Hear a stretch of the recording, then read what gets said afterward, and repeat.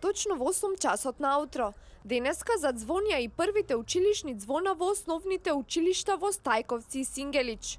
Обновени, изчистени и дезинфицирани, овие образовни установи широко ги отворија вратите за најмалите.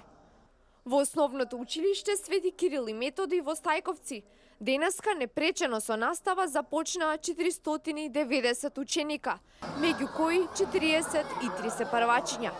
Директорката Ана Петревска им се заблагодари на сите оние кои помогнаа во расчистување на штетите од поплавите во ова училиште. Стартот на оваа учебна година според мене е одличен и покрај се што преживеавме, доживеавме, што се соочивме, се подготвивме за да стартуваме денес. Реконструкцијата на катот беше предвидена пред да се случи поплавата со одобрени средства од општина Гази Баба. Реконструкцијата на кровот и подовите е финансирана од страна на Министерството за образование и наука, додека тоа што се случи со поплавата, значи штетите, се со донација од општина Гази Баба, од УСАИД, со спонзори кои што сакаат добронамерници да помогнат на училиштето и да го започнеме стартот на оваа учебна година.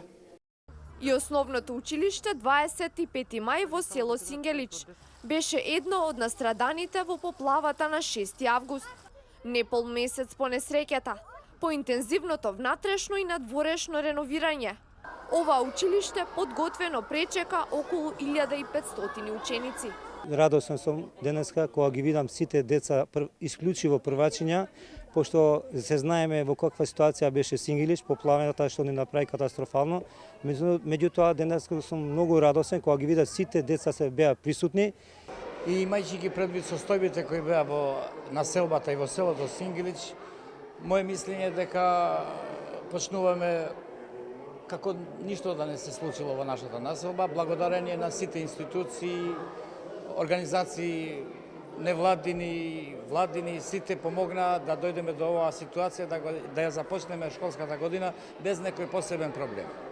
Без несебичната помош од доброволците, надлежните институции, местното население за расчистување на штетите од поплавите, првиот училишен ден немаше да биде устварлив, велат вработените во училиштата во Стајковци и Сингелич.